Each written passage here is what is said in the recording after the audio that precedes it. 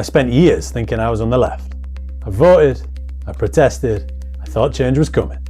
Wages stayed flat, public services stalled and collapsed, and politicians kept on promising, but never delivering. The truth? The system isn't broken, it's working exactly as it's intended to. It's designed to stop real change. Most people don't see it, but there is a pipeline that pulls in your frustrations and makes it feel like resistance, while keeping everything the same. In this video, I'm going to show you exactly how the liberal pipeline works, step by step, and why so many of us get trapped in it without even realising. By the end, you'll know exactly what it takes to escape it. I distinctly remember having a debate with an old friend in Newcastle, proclaiming that the liberal economic order would keep us all safe. And there's no way that anybody would want to blow that up, because globalisation and free trade were in everyone's best interest economically. Sorry, dude, you were right. The global economic crisis sparked by the war with Iran just got worse after Israel reportedly attacked the world's biggest natural gas field in Iran. Residential neighbourhoods are in ruin. Red Crescent workers rushed in to rescue people from the wreckage of their homes hit by Israeli fire.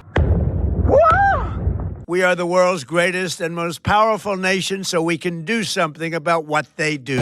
See, liberalism is all about its veneer. It's shiny, it's clean, smells good. Underneath, there's a rot that's been allowed to take hold hundreds and hundreds of years ago. And it's been left to fester. Nobody's bothered to pick up the floorboards to have a look underneath. Our economies are stagnating, wages are falling, inequality is going up, climate change is getting worse, fringe communities are coming under attack, fascism and ethno-nationalism is on the rise. Liberalism is supposed to, at a minimum, stand in the way of that, right? Labour, Lib Dems, the Democrats, whoever, they all tell us they're on the right side of history. They don't like war, they want good standards of living, and they want welfare in some capacity. They want a healthy planet. But your life's been getting harder. Things are more expensive now than ever. House prices are going up, you're getting captured in an attention economy that's not serving you. Your necessities are now more expensive than your luxuries. And we're sliding into fascism and autocracy. Isn't liberalism supposed to be the answer to this? Right? To understand this, we need to understand the theory and the history of liberalism. Then we can start to understand exactly how the liberal pipeline gets built and how it traps you inside it. So what exactly is liberalism? Where did it come from? And how did it become so mainstream? Liberalism can be a pretty confusing landscape. It starts with one basic idea. The individual comes first and power must justify itself. This idea comes together most clearly in the late 17th century. John Locke argued that people are born free and equal, and that government exists to protect life, liberty and property, and that political authority only exists with the consent of the governed. This becomes the foundation of modern liberal thought. Individuals have rights and the state is restrained by them. To understand political liberalism, we need to go on a journey through each of the three strands of liberal thinking: political liberalism, social liberalism, and economic liberalism. Political liberalism is about how power is exercised. It emphasises constitutional government, limits on state authority, the rule of law, and the protection of civil liberties. The central belief is that political institutions must be accountable, transparent, and restrained, because their legitimacy comes from the governed, in the words of John Locke. This tradition underpins representative democracy, separation of powers, and modern human rights frameworks. In short, political liberalism asks how we prevent power from becoming arbitrary. Secondly, social liberalism. You can trace this back to John Stuart Mill. Social liberalism focuses on personal freedom and social equality in modern diverse societies. It argues that individuals should be free to live according to their own values, identities, and beliefs, provided they don't harm others. This includes support for freedom of speech, privacy, tolerance, and expanding civil rights. Social liberals also tend to support certain social policies that help individuals develop their capabilities: education, welfare safety nets, and laws against anti-discrimination, because these are seen as enabling meaningful freedom. And finally, economic liberalism. The best person to start with for economic liberalism is Adam Smith. Let me paraphrase. Economic liberalism applies the same individual-centered logic to the economy. Here, the central idea is that people should be free to own property, exchange goods, and pursue economic activity without heavy interference from the state. This leads to support for free markets, competition, private enterprise, and limited regulation. The belief is that voluntary exchange generates prosperity, innovation, and social progress. Economic liberalism is the philosophical basis of a capitalist market economy. So liberalism starts from this key principle from John Locke, through individual rights. And this was built upon in other spheres of liberalism, through Adam Smith and John Stuart Mill, amongst many others. And it starts from this one place, individual rights, and it branches off into the three strands. This isn't a pipeline. This is just good moral thinking, right? It's just how we live. And that's exactly the point. In 1989, a guy called Francis Fukuyama declared the end of history. And he wrote a book about it. Basically, he argued that we'd reached civilization's final form, liberal democracy. Now, that's just simply not true, but that is a very pervasive message that made its way all through our culture. So the pipeline begins at home, it begins on the news, it begins in the stories that you're told and the films that you watch and the history that you learn. It starts at school and continues through to your working life. By the time you've got your first YouTube account, you're having Jordan Peterson rammed down your throat. The liberals have already got you. The time for our leadership is now. It was the United States and the United Kingdom and our democratic allies that shaped a world in which new nations could emerge and individuals could thrive. And even as more nations take on the responsibilities of global leadership, our alliance will remain indispensable to the goal of a century that is more peaceful, more prosperous, and more just. There is this thing called political temporality. And it's the way we structure, experience, and justify politics using time. And for liberals, time progresses forwards in a positive direction, building and growing until eventually we reach the blissful state that Francis Fukuyama said we'd reached in 1989. And through this lens, there's no past, there's no future. There is just the eternal present. And this narrative is hardened by the way that we tell our history. But what are these stories and these narratives and these histories that we get told? What's the basis of those and where do they come from? And surely history is just history, right? Well, no. If you look at a key event in our nation's history, which is World War II, D-Day, you start to see actually how the way that we're told stories has a huge impact on the way that we frame the world. Let me explain. And all the time the sea and beaches were alive with the activity of Anglo-American invasion.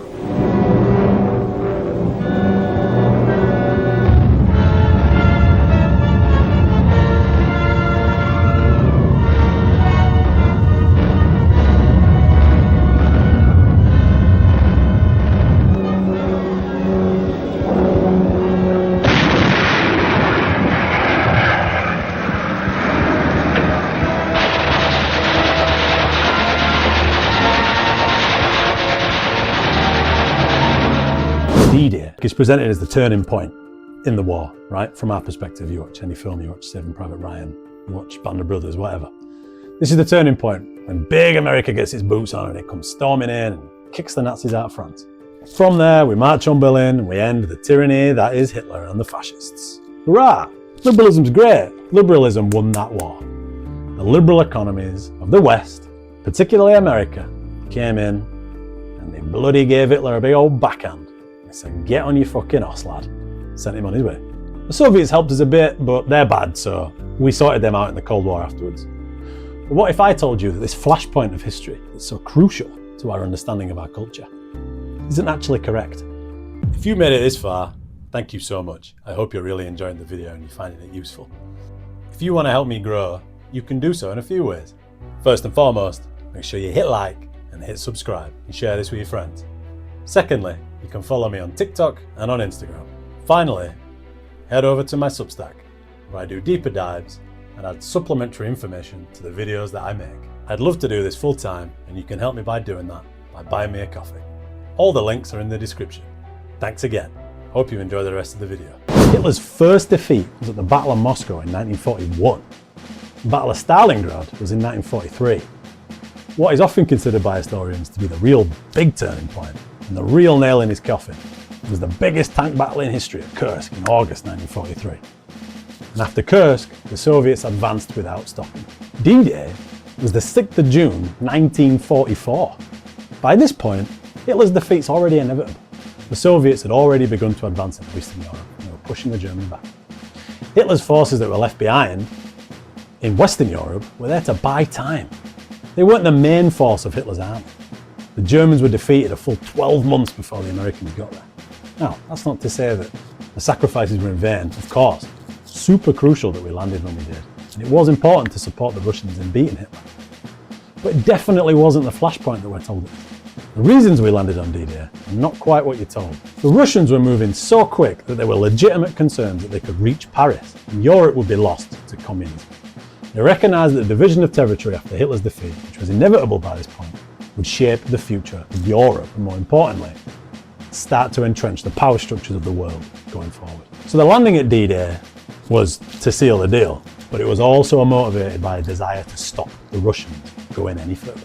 They wanted them to get to Berlin and go no further. The timing of D-Day was shaped by a lot of things, but one of them was how we can commit to stopping the Russians whilst letting them struggle as long as possible. We were joining a war that was already being won. We weren't the decisive blow. The Soviets had already dealt that a year earlier. We can see in Churchill's correspondence revealing anxiety about the shadow of Russian power in Eastern Europe. The push from Allied advances, particularly in Italy and the Balkans, was partly designed to block Soviets' access to Central Europe, and a desire to stop the Soviets rapidly progressing into France and establishing political influence there. This is why liberalism feels so right, because you live it every day and you were taught it at school. You watch it in your movies, you read it in your books, it's all around you. It's the very air you breathe. Liberalism is Normandy, and that's the way we're taught it. It just feels like the moral compass, right? It feels like the right in the right and wrong. It feels like the values of all your favourite heroes. Liberalism was the triumph of World War II. Liberalism defeated fascism. And then it went on to defeat communism. Hurrah! So from this we can see exactly how the pipeline begins. And we can see how that idea, so pervasive and so deep, is all around us. We can't do anything about that. We're children when we learn this. But maybe we're starting to realise that there's another way of seeing the world. But why is this all so bad? You're still probably wondering, I don't see the issue with liberalism here. Now, the issue isn't necessarily with liberalism itself as a core idea. The issue is with how liberalism interacts specifically with capitalism. Now, let's walk through those branches of liberalism again and see how they interact with capitalism on a deeper level. So the three strands: social liberalism, political liberalism, and economic liberalism. They all interact with one another. Specifically, social and political liberalism interact and ladder up to economic liberalism. And they act in what's known as a dialectical relationship. That is, each strand both enables and constrains the other. Economic liberalism provides the conditions for capitalism to exist, which in turn shapes the scope of social and political freedoms, while those freedoms influence how economic liberalism develops. And round you go. They evolve together through this ongoing tension, this push and pull. But what is it specifically about this relationship, and liberalism's relationship with capitalism, is so bad? As we've seen, liberalism is rooted in the belief of free markets. The development of this particular strand of liberalism is important. If it lays the moral groundwork for free markets, the actual economic logic develops through four key thinkers. So let's take a bit of time to delve a little bit deeper into the history of economic liberalism. As we've seen, liberalism is rooted in the belief of free markets. Now, to understand this belief, we need to trace it all the way back to the start. So earlier I mentioned Adam Smith as the forefather of economic liberalism. You may have heard of him, and you may be very familiar with his work. And we can trace this idea of free markets from Adam Smith through a series of other thinkers through to today. And there we begin to see the relationship between capitalism and liberalism, and this dialectic in play. And you start to see how the ideas of capitalism and the ideas of free market liberalism start to push and pull on each other, and the direction that takes it, and how that affects you. And you're able to see how that pipeline becomes so pervasive and important. This begins, as I said earlier, with Adam Smith. Let's go into that a little bit more detail. So Adam Smith argues that markets work because individuals pursuing their own interests unintentionally create order and prosperity. This is probably something you're incredibly familiar with and heard a lot. Prices guide behavior, right? Competition limits power, and you don't need a central authority to plan everything. And you see this in your day-to-day life through a whole host of different ways. Particularly, if you ever go onto Stephen Bartlett's podcast, you'll hear that exact ideology repeated over and over again. We then have David Ricardo. He comes along and he sharpens this into a clearer economic theory. He shows that markets don't just organize domestic economies, they structure global ones. So we start to zoom out a little bit more now. His idea of comparative advantage explains why countries specialize in trade and why both sides benefit even when one is more productive. And you see how Ricardo's ideas grow into what we now know as globalization, which we quite often take for granted. But the world wasn't always like that. You couldn't send money from one side of the country to the other like that, like that, like that. And you couldn't ship something freely from one side of the country to the other and easily. Now, we get into some of the big boys. If you jump to the 20th century, you get a guy called Friedrich von Hayek. He argues that no central planner can ever match the information carried in market prices.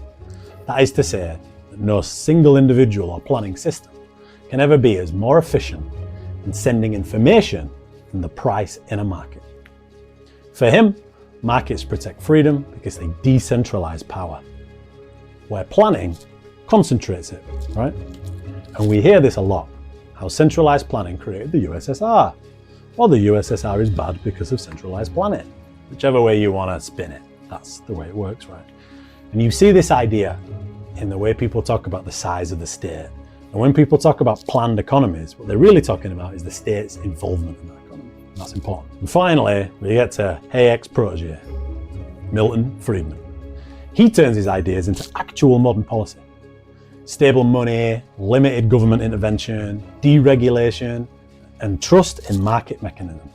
So now we're handing everything over to the market.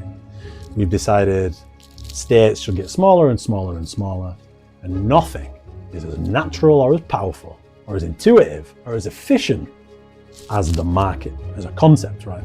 So Friedman believes that when markets are allowed to function freely, they deliver better outcomes than heavy state management. Now together, these four thinkers form the core evolution of economic liberalism. Smith discovers the power of markets, Ricardo explains the logic, Hayek defends them from planning, and Friedman modernizes them into a workable policy that made its way into so many governments. If you want to understand one of the ways that made its way into so many governments, watch this video and you'll see the origins of Friedman's thinking and how it was applied globally. So, what's all this got to do with the liberal pipeline? So how does political liberalism and social liberalism, which are focused on completely different values, how do they end up in service to economic liberalism? Well, let's revisit those strands and go through them again. And what you'll notice will probably surprise you. Whoa, you really are sticking around. Thanks again for getting this far, and I hope you're really enjoying it so far. Here's just a reminder of a few ways you can help me grow and support me. First and foremost, make sure you hit like and hit subscribe and share this with your friends. Secondly, you can follow me on TikTok and on Instagram. Finally, head over to my Substack, where I do deeper dives and add supplementary information to the videos that I make. I'd love to do this full time, and you can help me by doing that by buying me a coffee. All the links are in the description. Thanks again. Hope you enjoy the rest of the video. We can see political liberalism selectively applied whenever capitalism is under threat. Now, an obvious example here is the Middle East. In the Middle East, we will regularly destroy lives. We will kill unarmed women and children. We will destroy communities, towns, cities, infrastructure. We will take away self-governance and self-determination, the very liberal values that John Locke was arguing for back in the day. These are all crucial liberal values. But whenever capital is under threat, that is, our resources, our supply lines, or our fossil fuels are ever under threat, like they are in the Middle East, suddenly all those values go out the window. And we will bomb, we will rape, and we will pillage. So that one might feel quite obvious, right? Now, something like social liberalism, how does that interact? This one's a little more nuanced, a little more complex, but it works not too dissimilar. Social liberalism gets hijacked, and it gets turned into service to capital, right? So, whereas political liberalism will completely and utterly diminish itself and roll over and show its belly whenever it needs to fight a war, social liberalism will wear itself like a badge, all in service of capital. What it does is it recognizes, it projects, and it profits from the struggles, your struggles, but it doesn't distribute the gains to the actors involved in that struggle, right? Look at Hollywood, probably the biggest appropriators of identity politics for capital accumulation. It actively undermines its own liberal values like free speech and equality, just to protect capital. Other obvious examples are movements like Black Lives Matter and Me Too. Very powerful, very poignant, very relevant movements, all built on good values, right? But their existence threatens capital. So liberalism undermines itself to protect it once again. When Harvey Weinstein was threatening capital accumulation in Hollywood, right? All his crimes come out, he becomes untouchable. Oh, are we going to be able to sell films anymore? He has to go, right? Sacrificed on the altar of capital. But structurally, nothing really changes. Every day, liberalism undermines itself through supply chains, working practices, legal structures. But when people rise up and call it out, what does it do? It offers up a lamb for slaughter. But most of those principles that got somebody like Weinstein where he is still exist today. Just look at Jeffrey Epstein. Weinstein wasn't the first, and he certainly won't be the last. However, whenever they get outed, they get sacrificed. But up to that point, nobody tends to dig any deeper, so long as the checks keep getting paid and the money keeps rolling in. So we've seen how political liberalism and social liberalism roll themselves over whenever they need to in service of capital. Now let's look at economic liberalism. Now we've already explored the four key thinkers here, and we've driven it all to the free market. And so where does that take us now? Well, these days, economic liberalism is really just a conversation over which side of the coin we have flipped at any given moment, right? Economic liberalism creates a very firm box within which to operate within. And you cannot go outside of that box. It creates a rule set to abide by. And they're talked about like the natural immutable laws, and they should never be questioned. Some examples are, do we pursue austerity? Or do we tax and spend within strict limits? Could there be any other, more radical ways of doing economics? No. They get called crazy. These people get outed. They get shamed, and they try to get pushed into being fringe, crazy thinkers. And this is where the debate sits. So currently, we nitpick over which meager redistribution mechanism we can employ. But this operates within a system bound to serve capital, all within this box of a liberal market economy. Friedman and Hayek removed Adam Smith's liberal state from the equation. It added a third actor to the social contract, which is the market, giving it full autonomy to manage its own affairs, and made sure it eroded the freedoms of the worker. The worker has now given up some of their freedom to the state, just like John Locke argued they should, in order to participate, which has now handed over all of that to the market. It's never about challenging class power. This is the important thing about liberalism. Even during the post-war years, where workers had significantly more power than they do now, they were appropriated, just like the Me Too movement and the BLM movement, as a counterpoint to the Soviet model in the Cold War, which acted as an incentive to present a liberal, free working class up to their necks in choice. Class power can only be abided when conditions are good, and even then, it's never fully acquiesced to. Again, liberalism betrays itself when capitalism is under threat. So, once we've realised we're fully in this pipeline, where do you go from here? Because this all sounds pretty bleak, right? Effectively, everything around you is this liberalism. And this box that we're in, pretty much driven by Friedman's market economy. How do we get out of that? How do we step back out of that box and take a look at it objectively from the outside? Where do we go from here? One easy and quick way to do this is to take the left-right axis of politics and flip it. We don't understand politics as a menu to pick from. Do we want it spicy? Do we want it mild? Do we want it rich? Do we want it weak? We turn that from a spectrum into a triangle, and we start to understand it as understanding who controls the direction of society and who doesn't. And this is about who owns the means of production. So the real axis of politics is up-down, ownership versus extraction. Do you own production? Or is your surplus labour extracted in order to produce something for profit? This is important, not only from a point of you being exploited. This is abstract and weird, and some people are okay with that to keep things ticking. What we really need to understand is how the means of production shape your life and outcomes in your life and the world around you. But what are the means of production and why are they so important? The means of production are defined by Karl Marx in these three ways.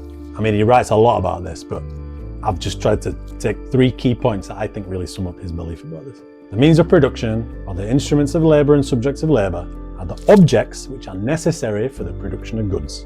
They are the land, the tools, the machines, the raw materials which are combined in the process of labour. This is what they are, physically and materially, right? Tangible things. The blacksmith's hammer is the means of production. But also, so is the factory production line. The production process has become the process of capital itself. It's a process which proceeds with the factors of the labour process into which the capitalist's money has been converted, and which proceeds under his direction and with the purpose of using money to make more money. This is what we call capital accumulation, right? And this is the profit motive in action. This means that the production process is at the command of capital accumulation. So the blacksmith's smith is not really directed by the blacksmith. It's directed by the fact that the blacksmith needs to constantly turn a profit in his smith, right? It's all in service to capital accumulation. And finally, the bourgeoisie, that is, those that own the means of production, cannot exist without constantly revolutionizing the instruments of production and thereby the relations of production. And with them, the whole relations of society. This is big. So what he's saying here is, as technology changes in the way we produce things, so does society itself. So think about the advancement of technology, right? From the steam train now through to AI, right? Each one of these new advances shapes society itself, shapes the way we relate to our work, to our labour, to one another, and to our environment around us. It literally shapes society. This is why ownership over these things is so crucial. With the ownership of the means of production, in modern society, you can decide how the productive capacity of our species gets directed and how it gets used. As Marx has said, this is always in service of capital accumulation, but they can be used for human need. Take energy as an obvious example, right? So Shell, Exxon, BP, they control the means of production over our fossil fuels and our energy, right? They control the drills, the refining processes, the transportation systems, the very quantities, the very raw materials themselves and the way that they process, right? Now, if you had control of that and you weren't motivated purely by capital accumulation, wouldn't you do something different with all that? Maybe not wreck the planet and maybe make sure the energy was cheap? Imagine you're directly given control of an oil field, a refinery, a pipeline network, a power plant, and a grid, and you don't want to just get rich. What would you do with that? Think of all the possibilities, right? That's a really interesting thought experiment I recommend you spend a lot of time thinking about, because it opens your eyes to the way the world is run. How you would choose to use that would shape society itself. This exposes that human need is incompatible with capital accumulation, and so is ecological regeneration. But as we've seen, because liberalism is wholly in service to capital accumulation, therefore, liberalism is not compatible with advancing human welfare. It's only concerned with advancing capital accumulation, because it insists on allowing the market to control our means of production. So when faced with the choice, liberalism will always side with capital. It will even support the erosion of its own institutions to meet this end, as we've seen in the previous chapter, and we continue to see now as we slide further into autocracy. So, what do we do with all this information? We know now the liberal pipeline, how it works, how it gets us from birth, drags us all the way through our lives. And we know how it acquiesces constantly to capital and allows capital to shape our society, all in service of capital accumulation, not in service to your needs. Understanding all this is crucial if you're to break free from the ideological constraints of liberalism. Like we said, imagine liberalism as the box, right, that houses the left-right spectrum. It's the only place where the coin is allowed to land. We want to step outside that box. We want to analyse that box. We want to understand how and why that box creates the outcomes within it that it does. But to do this, we need to use frameworks to see the world, like the one shared before. Not moral actors, not good versus bad, not divisions between people, but frameworks, and they help us to see how systems interact. Now, to do this, you don't need to read Capital by Karl Marx. I mean, if you have, fair play to you. That's a tough text. Interesting, tough to read. You don't need to deeply understand Marx or any theory really, or any literature or philosophy in order to change your perception. You need to understand who commands production. That's it. That will be the lens by which you can escape. The world we live in is defined by those that own this. And when you see that, it really opens your eyes to how the world is run and how decisions get made. Those that own the means of production are directing society. They decide which way it goes. And they're destroying it. And they're destroying our planet, and they're destroying our democracy, and they're destroying your life. And they're waging wars all over the bloody world. What happens when we run out of resources? What will those that own the means of production do? Will they redirect all that productive capacity to human need to save us? Well, just look at what they're doing now. Are we taking our productive capacity and turning it towards renewable energy? No.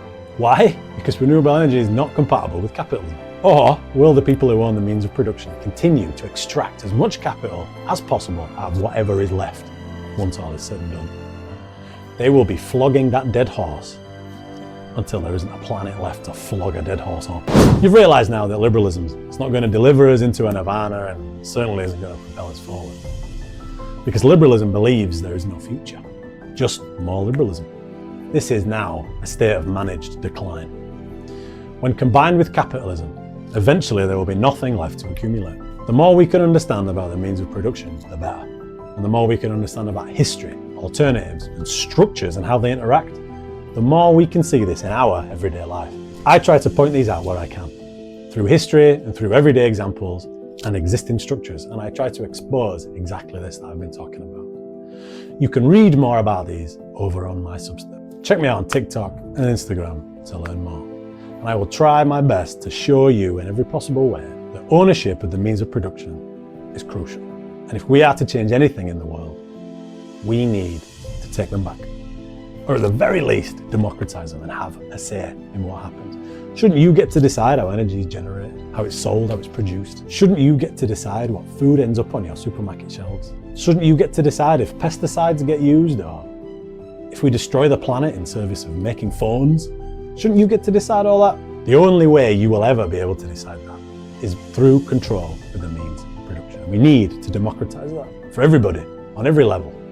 Only then we will be able to take ourselves out of the situation that liberalism, in its support of capitalism, has put us in. Thanks so much for watching. Really appreciate your time. If you've enjoyed this, check out my Substack, follow me on social media, or buy me a coffee.